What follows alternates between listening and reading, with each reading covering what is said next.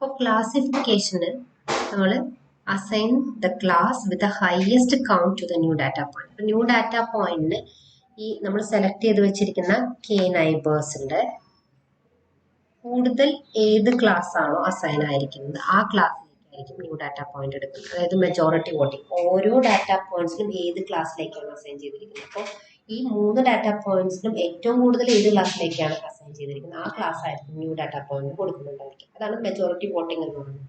അപ്പോൾ ആവറേജിങ് എന്ന് പറയുമ്പോഴും ഈ ഒരു target variable of K nearest neighbour, അപ്പോൾ നൈബേഴ്സിന്റെ ടാർഗറ്റ് വാരിയബിളിന്റെ വാല്യൂസ് ടാർഗറ്റ് അതായത് പ്രഡിക്ഷൻ വാല്യൂസിന് ആവറേജ് ചെയ്തിട്ട് ആ ഒരു ആവറേജ് വാല്യൂ ആയിരിക്കും ന്യൂ ഡാറ്റ പോയിന്റ് പ്രഡിക്റ്റ് ചെയ്യുന്നുണ്ടായിരിക്കാം റിഗ്രഷന്റെ കേസിൽ.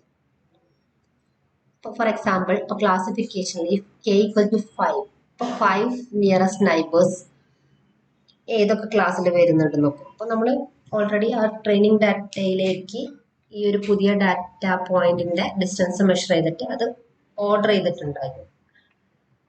നമ്മൾ ഓർഡർ ചെയ്ത് അത് സോർട്ട് ചെയ്ത് വെച്ചിട്ടുണ്ടായിരിക്കും. അതിനൊരു 5 നിയറസ്റ്റ് നൈബേഴ്സിനാണ് നമ്മൾ ഡാറ്റ പോയിന്റ്സ് നമ്മൾ ചൂസ് ചെയ്യും. അതിന്റെ ടാർഗറ്റ് ക്ലാസ് ഏതൊക്കെയാണെന്ന് നോക്കാം. ഈ 5 ഡാറ്റ പോയിന്റ്സിന്റെ ക്ലാസ് ഫോർ എക്സാമ്പിൾ ഒരു ഡാറ്റ പോയിന്റ് എ എന്ന ക്ലാസ്സിൽ, അടുത്ത ഡാറ്റ പോയിന്റ് എ എന്ന ക്ലാസ്സിൽ, അടുത്ത ഡാറ്റ പോയിന്റ് ബി എന്ന ക്ലാസ്സിൽ, അടുത്ത ഡാറ്റ പോയിന്റ് എഗെയിൻ എ എന്ന ക്ലാസ്സിൽ, ഡാറ്റ പോയിന്റ് ബി എന്ന ക്ലാസ്സിൽ.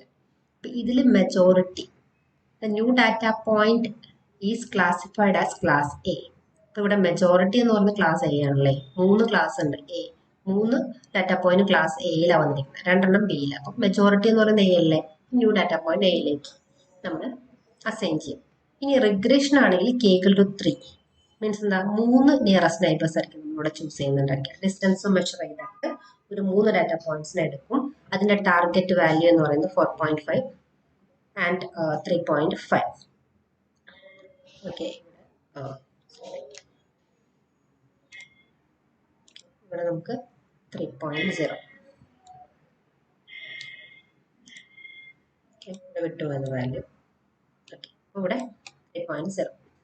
ഓക്കെ, അപ്പോൾ നമ്മൾ ന്യൂ ഡാറ്റ പോയിന്റിന് ഈ 3 നൈബേഴ്സിന്റെയും ടാർഗറ്റ് വാരിയബിൾ അല്ലെങ്കിൽ ടാർഗറ്റ് വാല്യൂ പ്രഡിക്ഷന്റെ സം എടുത്തിട്ട് അതിനെ ഡിവൈഡ് ചെയ്ത് ആവറേജ് എടുത്തതിന് ശേഷം ഈ ഒരു നമ്മുടെ ന്യൂ ഡാറ്റ പോയിന്റ് അസൈൻ ചെയ്ത് കൊടുക്കും. ഇതായിരിക്കും ആവറേജ് വാല്യൂ നമ്മൾ ന്യൂ ഡാറ്റ പോയിന്റ് കൊടുക്കുന്നത്. ഓക്കെ, നമുക്കൊരു എക്സാമ്പിൾ നോക്കാം.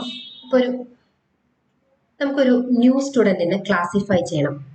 ആ ഒരു കുട്ടിയുടെ സ്കോറിനെ ബേസ് ചെയ്ത്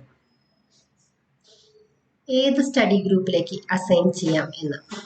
അപ്പോൾ നമ്മളിവിടെ നോക്കുന്ന സ്കോർ മാത്സിന്റെയും സയൻസിന്റെയും സ്കോറിനെ ബേസ് ചെയ്തിട്ടാണ് നമ്മൾ ഏത് ഗ്രൂപ്പിലേക്ക് അസൈൻ ചെയ്യണം ആ ഒരു ന്യൂ സ്റ്റുഡൻറ്റിന് എന്ന് ക്ലാസിഫൈ ചെയ്തു. ഇപ്പോൾ നമ്മുടെ ട്രെയിനിങ് ഡാറ്റ എന്ന് പറയുന്നത് സ്റ്റുഡൻറ്റ് 1 മാത്സ് 85 സയൻസ് 90 ഒക്കെ ആണെങ്കിൽ ഗ്രൂപ്പ് എയിലേക്ക്, സ്റ്റുഡൻറ്റ് 2 എന്ന് പറയുന്നത് മാത്സ് 70 സയൻസ് 80 വരുന്നത് ഗ്രൂപ്പ് ബിയിലേക്ക്, അതുപോലെ മാത്സ് 60 സയൻസ് 65 വരുന്നത് ഗ്രൂപ്പ് ബി, അതുപോലെ സ്റ്റുഡൻറ്റ് 4 മാത്സ് 95 സയൻസ് 85 ഗ്രൂപ്പ് എയിലേക്കും അസൈൻ ചെയ്തു എന്ന ഒരു പാസ്റ്റ് ട്രെയിനിങ് ഡാറ്റ നമ്മൾ പഠിപ്പിച്ചു. അപ്പോൾ നമുക്ക് ഒരു പുതിയ സ്റ്റുഡൻറ്റ് വരുവാണ് മാത്സ് 80 സയൻസ് 70 ഏത് ഗ്രൂപ്പിലേക്ക് അസൈൻ ചെയ്യാം എന്ന് നമുക്ക് തീരുമാനിക്കണം.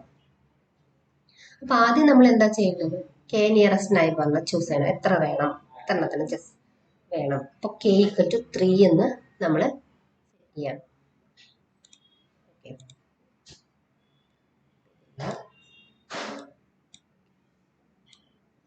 എ ഈക്വൽ ടു 3 എന്ന് നമ്മളിവിടെ സെറ്റ് ചെയ്തു.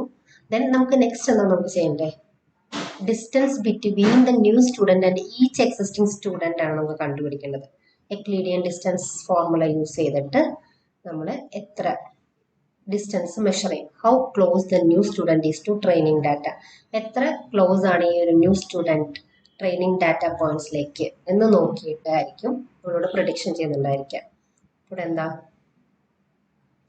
നമ്മൾ ഈ ഒരു ന്യൂ സ്റ്റുഡൻറ്റിൻ്റെ മാർക്ക് മാത്സിൻ്റെ മാർക്ക് 1 മൈനസ് ഈ ഒരു ഓരോ ട്രെയിനിങ് ഡാറ്റയിലുള്ള മാത്സിൻ്റെ മാർക്ക് ഓൾ സ്ക്വയർ, അതിൻ്റെ ഡിഫറൻസ് ഓൾ സ്ക്വയർ പ്ലസ് സയൻസിൻ്റെ മാർക്ക് ഈ ഒരു ന്യൂ സ്റ്റുഡൻറ്റിൻ്റെയും ട്രെയിനിങ് ഡാറ്റയുടെ ഓരോ ട്രെയിനിങ് ഡാറ്റയിലേക്കുള്ള പോയിന്റ്സും നമ്മൾ ഇതുപോലെ കാൽക്കുലേറ്റ്